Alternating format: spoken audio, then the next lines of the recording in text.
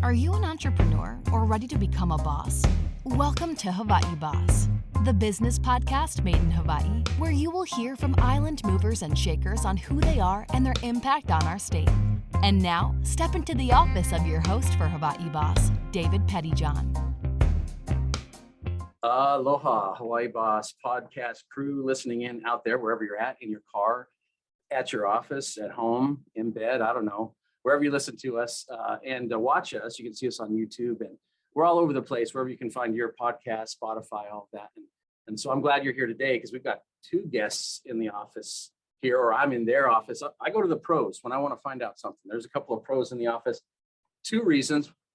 One of them, we're trying to explore Joy Kimura and what she does as a government affairs and compliance director for Hawaii LSAT Fund.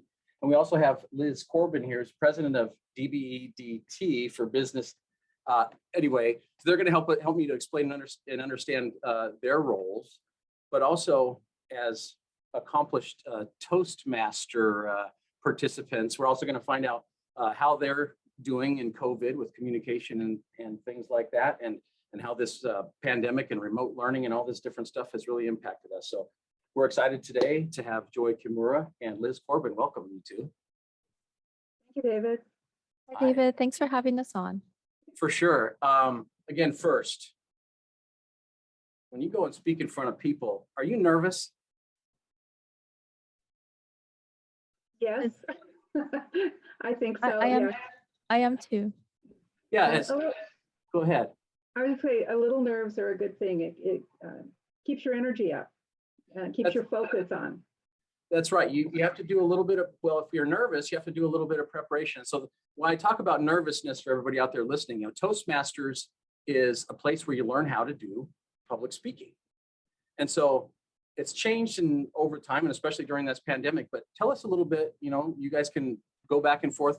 Tell us a little bit about Toastmasters and public speaking and what that has to do with business or anyway. Yeah, If you want to start, and I can answer afterwards. Sure. I've been in it much longer than Joy has. Toastmasters is an international organization. It was started over 90 years ago in California, and it is about public speaking, but it's also about leadership. It's an international organization. We have, I think, 240 something clubs across the world, and there's tens of thousands of members. I didn't do my good research like I normally do for this, and giving us. Well, we'll believe you. You tell us the numbers. We'll believe you. 47,000 members. It's close. I know it's very popular. I've looked at the webpage, and there's clubs all over. It's international, worldwide, and several over 100 in Hawaii. I think there's about 65 in Hawaii over all the islands. We're in District 49. So the hierarchy in terms of the organization is you have the international, you have the districts, then you have divisions and areas and clubs, and this is all run, sorry for the phone, it's all run by volunteer club members. Sure. And the point of it is to provide a supportive atmosphere where people can get together, can practice speaking, can learn good techniques about speaking, get comfortable with speaking, and then can have a good feedback. It's in a supportive and it's a learning environment. It's where the people in the club tell you what you've been doing right and where you can improve. Yeah. Can I ask about that? I heard there's someone in the club that counts how many uhs you have or something like that. Who was that? Who kind of job is that? Called the ah counter. The ah counter. Okay. So you really, because you don't really realize it until someone points it out to you how many times you're doing it, I guess. Exactly. When we first started, we had a nickel, an and so forth. We finally got rid of that, but it's still an important function because it brings awareness, and it tells you that, hey, you're using these what we call crutch words. Mm-hmm. Even great speakers. I think President Obama was a pretty good speaker, and if you listen to him, he's got a lot of ums and ers in his speeches. Sure. Not so much perhaps his prepared speeches, but when he's being extemporaneous. we try and get rid of those because they do distract. When they get to be too much, then people start focusing on that rather than on what you're actually saying. So we do that. We try to pay attention to grammar, try to pay attention to a lot of things. It's educational in the sense that we have projects that help you develop skills in organization, in delivery, in gestures, in vocal variety, and so forth. But it's also flexible. You can talk about whatever you want. And that's where it gets really good for business people, because you can practice business speeches, you can practice your pitch, you can practice interview techniques. It's a wonderfully flexible organization, and you can move at your own pace. Sure. So Joy, what do you think in terms of? Yeah, I was wondering how did Joy get whipped into this? Did someone seek you out and say, hey, come check this out, or how did you first find out about it? Well, actually, I was invited to come to a DBID for Business Toastmasters meeting by a good friend of mine. Her name is Dori Pelkovich, and she's actually an employee of DBID. And I went to their first meeting. And prior to even going to their meeting, I had gone to 2 other Toastmasters clubs, but it wasn't really a good fit for me. Sure. And then when I went to the DBID club, I felt really at home. I knew Dory. I knew another person there. He was our past president, Howard Wigg. I knew him through my work with Hawaii Lesset. He's on the State Building Code Council, and I attend those meetings. And so I had a few familiar faces, and so I joined. And what I really liked about this club is that they're very organized, and everyone is very supportive, and they keep strict to their agenda, and they take the Toastmaster roles seriously. For example, there's a timer, there's a grammarian, there's someone that does table topics, which is our way to practice impromptu extemporaneous speaking. And so I joined. And prior to joining, I did public speaking. I actually work for the Hawaii Laborers Employers Cooperation Education Trust. It's a trust fund of the Laborers Union, Local 368. And the Laborers Union is the largest construction union in North America. We have locals or chapters all across North America and Canada. And part of my role doing government affairs and compliances, I have to testify before the state legislature as well as the county councils. And I would prepare ahead of time, and prior to testifying, I would always get so nervous. And especially if I had to be questioned, I would lose sleep over it. But once I started going to Toastmasters meetings, it became a lot easier. I still get nervous, I still have to prepare, but the extemporaneous public speaking aspect, it's a lot easier for me. And that's because of practice and feedback that I get from our fellow members. It's really a great organization. And Liz is so modest. She's actually our club president. Oh, well, and I guess then she's one to make sure that all the rules are in place. And I guess that's a reflection that that order that's been, preserved there is due to Liz. And so, and not because she's mean or anything like that. Not like the English teacher with the red pen or, anything like that. Nothing. We're just helpful. And it sounds like we're trying to be a resource to each other, because the roles, you learn as you do different things in each of the roles at Toastmasters. It sounds like, what's the one thing that, again, testifying in front of all those people, you also did some work back in Washington, D.C., is that right? Yes, I used to work for Congressman Abercrombie in his Washington, D.C. office. Sure. And maybe you had a chance to see how, I guess all those folks, I guess that's how they make their living talking. They're attorneys first, and then they become politicians, and then they can't stop talking. But yeah, that's right. That's true. There's a lot of public speaking that goes on. And what I realized when I was working in DC is that if I wasn't able to get my message across, I was actually very ineffective. I was also the assistant director for the Japanese American Citizens League, which is the oldest civil rights organization for minorities, for Japanese Americans. And in that capacity, I also had to do public speaking, and I was so nervous. And now it's a lot easier for me. Of course, I'm a lot older as well, but Liz is my mentor, and she has been incredible. And I have to say that I can attribute my growth in public speaking directly to the Toastmasters Club. Well, that's some kind of testimony there, Liz. And Wonderful to hear. Yeah, I mean, that's what we all hope for. And public speaking is certainly part of it, but the leadership is also part of it. And I think Joy has exemplified that. She's just become our vice president for membership. She stepped right up and is doing, and she's doing a terrific job in just the few weeks that she's been doing it. The roles that we take are designed to help build skills, basically, and to practice skills. sure. And that's what makes it work, I think, and why it's worked for almost 100 years.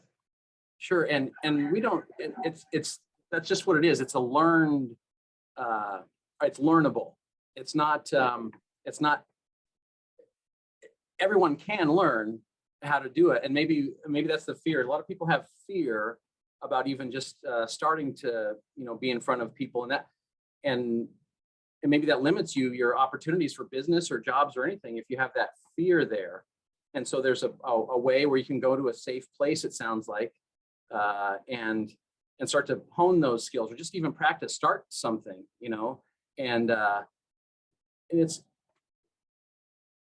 I think it's hard for us sometimes to look in the mirror when we're, if we're, we don't want to know if we're making mistakes or not. It's a lot easier that way. But, what if someone's thinking about this or is, what one thing could they do at home, maybe to start if they don't want to ready to join the club? What are some things that they can do that would help them progress in this area the quickest, do you think? I'll try to answer that question. Sure, I think first of all, before we have to give a presentation, it's always important to prepare. So if we can research how best to prepare for presenting, that's really great. Nowadays, there's a lot of Zoom meetings, and so it's really good to get familiar with all the features on Zoom so that when you do have to give a presentation, it goes quite smoothly. And one of the things that I really liked about Toastmasters was during the pandemic, when Zoom became kind of the default for all these meetings that was going on, I was able to practice giving presentations to our Toastmasters group utilizing Zoom. And whatever mistakes I made, it was okay because this was a safe environment. And another thing that really helped me by being in Toastmasters and improving my speaking skills is the fact that they focus on areas for improvement. For example, the grammarian counts the uhs and ums when we speak, as well as misuse of words and pronunciation. There's also a timer so that we're aware of how long we're actually speaking. And then we have an evaluator that gives feedback on how to make our speeches more interesting or succinct or more enjoyable. And all of this feedback is done in a really friendly, supportive environment. And without that help, I don't think that I would be here willing to participate in a podcast. I would be too nervous. One of the things that I think, go ahead, Liz. I'm sorry, one of the things that I think that I've learned as I've gone on is that it isn't just in speaking, it isn't just in leadership. I feel that I benefited in a lot of other ways too, by practicing, practice, but also I think I write better. I think I write better, better memos back when I was working, and better letters, better reports, better those things. Do a lot of volunteer work with organizations now, and you still need these skills. I thought I got better at leading a meeting. The skills that you learn about time management and about dealing with people and giving feedback are all things that translate into your work life and your personal life beyond just Toastmasters. And I think that's something that we always, its reputation is for public speaking. That's part of it. That's a major part, but it's not the only thing that you get out of it. Right, because there's a whole skill set around being around people, how a meeting works, so that you know when to step up to the podium and when it's not your turn, and how the flow of, or again, so that we have open communication. We're not talking over each other. We don't have hurt feelings, which can sometimes happen when someone's correcting you. You learn how to take feedback, because that's not an easy thing either if we're not used to that. We have projects basically on evaluation and how to give feedback. A few years ago, the whole education program was revamped, and it's into something called Pathways now. Okay. There are a number of different paths that you can follow depending on what you're most interested in. They have commonalities. But one of the things is mentorship, evaluation, feedback, how to give back. And it's just a well-designed program on how to help you. I mean, I don't want to call it being a life coach, but there's a lot of elements of that in a context of communication and leadership. Right. And I like it how it's programmatic, meaning there's actual system. It's like you learn, foundation here, and then you add to it, and there's principles that you can learn and then refer back to, and that is available. And then you go and practice it. That's how you learn anything. It sounds like you have it's a learning organization. It is. It's an educational organization. That's what it is. Yeah. Now, we don't learn this until I guess we get out, maybe we have a speech class in high school, and maybe, and then there's one more in college, that we have to do. And then good luck, or you have to do presentations. Usually that's worked into different, college courses and things like that. But you don't necessarily have to be a college graduate or anything like that to go to Toastmasters, right? This is for everybody. For everybody.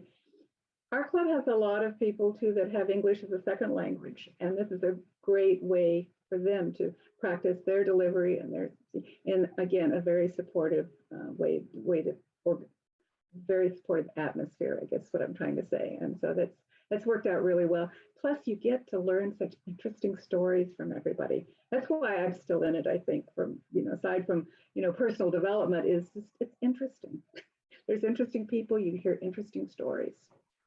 Well, and there's a big venue out there now, and we can all, talk about this, Joy. You may, TEDx, and there's different things where it's if you can do a presentation and you have a good, piece of content or story or something like that this can go into a lot of different, venues, TEDx or different thing. This newfound skill that you have, Joy, what other areas are you evaluating to explore or that you'd like to get better at as you've been practicing?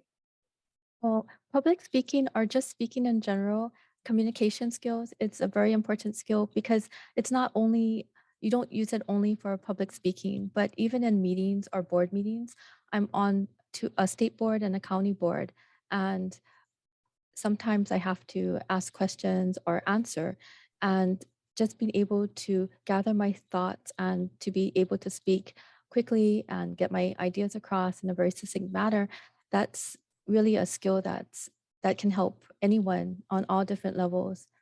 And one of the things I really liked about Toastmasters is once you become a member, and even prior to becoming a member, you can visit the different clubs as a guest, but there are clubs, it's an international organization, so there are clubs here on Oahu, throughout the state, and you can also visit clubs on the mainland or even internationally as a guest. And it's really interesting to see how other clubs are run and pick up on different ideas or ways of communication, tips that other people utilize. It's really great for personal growth, and it's a lot of fun. Yeah. Well, yeah. Again, you realize you don't know that there's so many different ways to share what you're thinking or to express yourself. You've grown up with one certain way, and this I guess offers some different avenues to express that. But you have different kinds of speeches you give. What are the different kinds of speeches, and what's the funnest one? Well, there's a pathway that we choose, and we can give an introductory speech, and we choose to give speeches that increase in difficulty as we go further along our pathway. So I've already completed the introductory speech. I've only joined Toastmasters since May of 2021, so I'm still relatively new at it. I gave a second speech, and my second speech was on utilizing Zoom for meetings, and I'm still working on my third speech. But in the meantime, even when I'm not giving a presentation to the club, I participate in the different roles that they have, for example, the timer, grammarian, and so forth. Yeah, so again, it creates this sort of well-rounded individual. Any pathway you choose, it sounds like it gives you that sort of that broad knowledge of how to present to folks. Yes, I mean, there are some, like one path has to do with coaching. That's the first one that I did. Others have to do with presentation skills. You use the same skill sets. I mean, there's some commonalities, like I said before, but the focus can be different. Pathways also shifted to being primarily online. Before that, we had manuals that we used, and everybody used the same 10 manuals for the first to become a competent communicator, and then you build on top of that to gain more skills. And you might do humor, or you might do storytelling, or you might do any kind of presentation sort of things. But they've sort of woven those all together, and now everything's online. So you go in and you get the information, the project information. There are videos, there are things that help you build these skills. So it's become more a more modern tool than it was before. They've updated, so they've moved with the times, because again, it's a current and present organization. I've seen some of the annual events where they have like the world champion Toastmaster, where some of these guys, this one guy put underwear on over his pants or something like that to say, I don't know, it was in 2015 or something like that. They're all on YouTube. You can see them, but really sort of catches your imagination from the beginning, and just it's like you're on just at their every word. You're waiting for them to finish. Well, you'll have to look up YouTube for Willie Jones. He's from Hawaii, and he was a world champion speaker. I don't remember the year, but Willie Jones. Willie Jones, yeah, and he's spoken to us at our club, and I think by Zoom, but I've been to meetings with him, and he's quite the entertaining speaker. Sure. Well, Liz, what about you? What got you, bent you in this direction with Toastmasters? Have you known him for a long time, or something in your work, or something that you've always wanted to do? 2005, the deputy director then, Mark Anderson of DBED, came up with the idea of creating a club, chartering a club as a professional development tool for DBED employees. So we started out as a closed club. You can have closed corporate clubs, or you can have open clubs. Okay. After a few years, we realized that we really weren't a big enough organization to support a closed club, particularly after the 2009 RIF. We were not big enough, the reduction in force. So we became an open club, and we now welcome members from everywhere. So it was a professional development decision, basically, to try and do it. I wasn't terrified of speaking. I had done public speaking, but I wasn't terrified, but I didn't think I was very interesting. I thought it was boring. And I didn't want to be boring. I didn't want to go give talks and be boring. Who does? I think I've learned to add a little humor into my speeches, which I wasn't comfortable enough to do before. It really was in good stead. In 2009, I was the president of another international organization of the whole thing. And I guess I was the president-elect. I had to go to a conference, and the president couldn't show up. So I had about 3 days notice that I was going to address 1,000 people. And so even though the speech had been written, I had to rewrite it, I had to learn it, and I had to stay on script because there was a show going on behind me and everything. I don't think I could have done it half as well as I did if I hadn't had Toastmasters behind me to give me that confidence to be able to practice so that I felt comfortable, so that I could look at a paragraph and look up and actually deliver it to the audience instead of sitting there or standing there on the stage and reading the whole thing. Yeah, it's almost like you're performing. You are. Yeah, but to perform well, like any actor, I guess you have to have your script and understand the context of it. So again, you can pause and all those things appropriately. So you're not again guided by just the paper. That you own the whatever it is, the speech or the thing, but it does take a lot of time. What are some quick tricks? Make sure you're taking notes as do you recommend taking notes as people are, if you have to, what are some of the things that help you to remember, again, as you're preparing for a speech? Or you want to take that to start with, or? Okay, sure. Well, other than preparation and researching the basics of what you're going to be speaking about, I think the key to being a really good public speaker is to have that confidence and have practice before, so that the things that make us nervous, we can control. I think a lot of what Toastmasters helped me with was just being aware of the different idiosyncrasies that I had when I was speaking, I was aware of, I say a lot or a lot. It helped me to recognize that. So I was like, even when I'm speaking to you now, I feel like I have to say to Fill in the as a empty filler, space. so Uh-huh. as I gather my thoughts, but I'm able to control that a lot more now. And another thing that it taught me was to be aware of time. So when I'm giving a presentation, I'm already I've I'm already used to being aware of the time, and I practice my presentations ahead of time so that I can stay within the time limit. Sure, like practice in front of the mirror. That was what the speech class always said. Practice, go through your talk one time or at least 2 or 3 times in front of a mirror, and then time it to make sure, okay, by this paragraph, maybe I should be around here. By this paragraph, I should be around here. So you're not completely lost in space, because that's what happens sometimes. And I think that's what makes everybody afraid is, here's what it looks like for me. It's like, I feel like I'm getting off track, and then I'm nervous that I think that everyone else knows that I'm getting off track. And then I feel nervous that they know that I know that they know that and it starts to this build starts to happen. And then you just feel like you're flustered and you're red in the face. And then all of a sudden, I don't know what to do. So having that anchor there, I think is really important. I think the anchor of preparation, like you said. Well, not only that, I think practice is important too. And Mhm. I just wanted to say that when I first joined DBID for Business Toastmasters, I did not participate in the beginning. It took me a couple meetings before I would even volunteer for a role.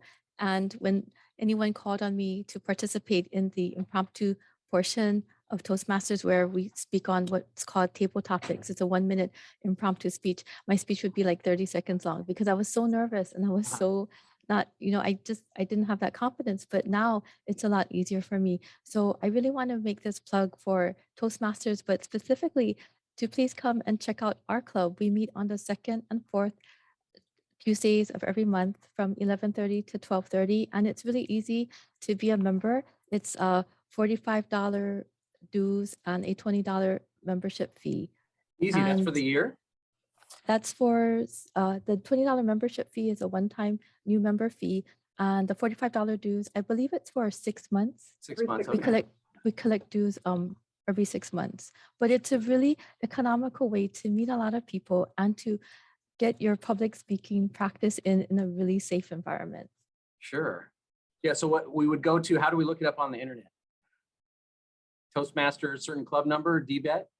Well, there's a couple of ways to do it. To come directly to us, you can go dbidforbusiness.toastmastersclubs.org. If you forget that, you can go to the District 49 Toastmasters website, and they have a thing called Find a Club, and then you can go find us in there. So DBET, that's the one that sort of originally, like you explained, hosted it as part of a leadership development for your organization. Right. So that people can remember that that's the organization they have to look up, the DBET. What is it that that company is, or that organization does, DBET? And again, I'm massacring the acronyms here, but tell us a little bit about that. DBED is the Department of Business, Economic Development, and Tourism. It's a state agency. Mm-hmm. I worked there for 29 years, something like that, a long time. Okay.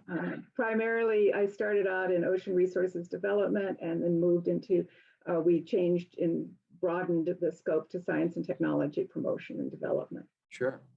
DBED is a small core organization with a lot of other attached agencies on it, but they all have something to do with economic development. The film office is there. The tourism office used to be in there before it went off to become the Tourism Authority. We have the Research and Economic Analysis Division, which does all the data collection for the state, so that you know what's going on in economically, demographically, so forth for the state. The energy office is there, the state energy office. The planning office is attached. So it's basically a state agency, very little regulatory activity. I think the film office does regulatory. And then she mentioned Dori Palkovich. She's a small business organization that works on developing rules and regulations, and they review them for how they affect small business. And there's some loan programs for business. So it's an economic development agency. And I went there I was a science nerd. I worked out at Coconut Island for 10 years first at the Marine Lab, and then got into promoting ocean related industries. So that was my background. I've been happily retired for 10 or 11 years now. Well, I don't even know what that means yet. So, but congratulations to you. But that's awesome that you're staying engaged, and a great way for folks who are out of business still, but have all these skills to come to the Toastmasters as well and share their wealth of knowledge. It's a great, it feels like a service organization, a leadership service organization as well, where you give back a little bit to what. It is in a way, because that's where our mentoring comes in, where we're trying to help people gain these skills that they need and gain the confidence, like Joy said, and she has come a long way. So That's true. I could barely speak. I mean, it's kind of ironic. I testify that's what I do. That's what my job is, to testify. And I'm on 2 boards, like I said, 1 state board, 1 county board. But public speaking and giving presentations, it was just something that it was a weak spot for me. It's still something that I need to work on, but it's a lot easier, and it's a lot easier for me now. I attribute that to David. And I used to be a David employee too. I think I mentioned to Liz a long time ago, there used to be an investment and business analysis branch with David, and that's where I used to work as an economic development specialist. Sure. Well, it also helps. I mean, maybe you didn't have the communication skills, but it also helps that, these are complex issues that you're dealing with, these government affairs. And tell us a little bit about that, Lesset. And again, you might be challenged with, public speaking, but this job doesn't sound like it's for people who can't deal with complicated matters. Well, in my position, what I do is like I said, I testify before the state legislature and the county councils, usually on issues pertaining to things in the construction industry, whether that's supporting affordable housing or chiming in on developments or projects that are before the county councils, or testifying on bills that affect the construction industry at the state legislature. That's what I do. I write written testimony. Sometimes I testify before I would testify at the Capitol or in person at the county council. And like I said, it was very ironic that that's what I do for a living, but it would just scare me to bits. I mean, I just had a really hard time. I couldn't sleep the night before. I would go up there, I would say what I had to say. My heart would be racing. It still does, but it's just not as bad.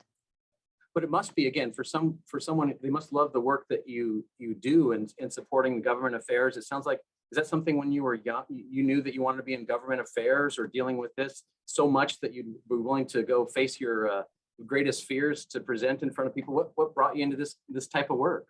Actually, it kind of found me. Originally, I was an investigator with the federal government, and then that job, it wasn't going to, the budget, it got cut from the budget. Congress cut the budget, and so I had to find another job. And because I was working in the federal building, then I was able to apply, and I got hired by Congressman Abercrombie.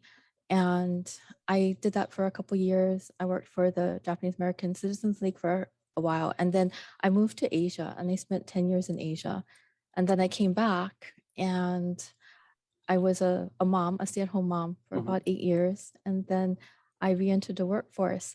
But originally, I didn't plan to go into politics or government affairs. I wanted to be a flight attendant, but I'm too short. I did. I wanted to be a flight attendant. I was too short. And so I had to think of something else. I actually thought I would go into law. And the area I wanted to specialize in was actually labor law. But after I got accepted into several universities, several law schools. And at that time, I had to choose between going to law school or getting married. My fiance at the time did not want to move to any of the areas where I would attend school. And so he wanted to move to Japan, and I was able to get a job in Japan. And he promised me it was only for a year, and I could defer law school and go back, but I never did. Plans change. It's probably his fault though. I'll it's that guy. It's okay. I mean, it's just part of the journey, right? Sure. So well, I'm sure the Japan experience was wonderful, and memories that you'll always be able to have. But we're glad you're back in Hawaii, and construction in particular. challenging times right now with staffing and things like that. What's the current sort of, you write testimony and things. What's the current, from your organization, what are the current priorities? Well, right now, the construction industry is doing really well. I think one of the challenges that we're facing is supply issues. But as a whole, the industry is doing good. It was one of the industries that was doing well even during the start of the pandemic. One of the areas that I do focus on, I focus on compliance. And what I do is I go and I investigate when contractors bid on government projects. I have to ensure that they're actually following the laws. And one of the things that I check is if they're actually paying proper wages to workers. Sometimes I find wage violations. And what that means is sometimes contractors will bid on projects and they'll kind of lowball it because they think that they will just pay the workers less than what the prevailing wage rate is. That's the rate that is required by law to pay these workers, that because it's a government contract. And so when I find that, then I have to work with the government agency to ensure that they inform the contractors that a wage violation has been found, and they have to correct that by paying restitution to the workers. And the thing is, the workers that are actually being victim to these wage violations are usually the workers that really need the money the most. They're usually immigrants. They don't speak English. There's no one actually advocating for them. And so what I do is I try to make sure that if there are contractors that are working on government contracts, that they follow the law and that workers are being taken care of. They are getting the wages that they're entitled to. Sure. And do you call those bad guys directly and say, or do you send them mean letters? Well, I send letters. I do a lot of letters. I pull certified payrolls. And actually, sometimes I even go to the job site. I take pictures. I take video. I get a lot of information. And so when I actually have to go head to head and advocate for these workers, I have all my evidence. So sometimes it's not an easy job. I mean, people do not like compliance officers. Yeah, but usually those are the people. They have a picture of you in the back office back there. When she comes, call this person. I'm really intimidating, right? Yeah. So But it's a job. Sounds like a great speech here. I think the topic is a great speech for you to give about your role. Well, thank you. Well, not too many people know about compliance, but it's really, really important because we advocate for the workers that can't speak for themselves. Right, and that's why there's those laws in place, and so that there's an even playing field between the employer and the employed, and that's how we're going to keep things going. I think well in Hawaii with with this sort of smarts and now newfound ability to present like a champion because of Toastmasters.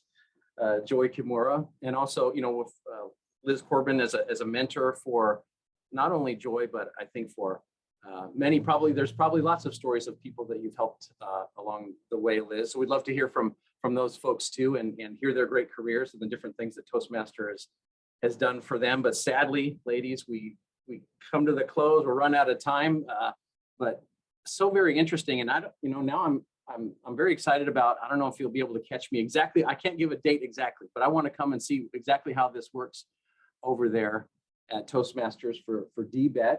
And again, if you want to look that up, DBEDT for business, Toastmaster. Somehow Google search that around there somehow. And Exactly. You'll find us. I think we'll find it, or look up Liz Corbin. I'm sure her name's on the page possibly. And again, all the great stuff that Joy Kimura is doing for us and for the state of Hawaii. To both of you, I think we're all smarter now for this visit today. David, thank you again for having us on. Yeah, thank you. It's been a pleasure, David. Thank you. This is great, guys. And do you have a goodbye you say in Toastmasters, or an appropriate bon voyage or something? Yeah, it's 12:30 and I banged the gavel. Oh, the gavel. Hey, I'm late, guys. Time to hit the gavel and it's done. Liz says we're done. Anyway, until next time, guys, aloha. Aloha. Thanks, David. Aloha. You bet. Make sure to subscribe to Hawaii Boss and follow us on social media at Hawaii Boss Podcast at the links in the description. We'll see you soon in the boss's office.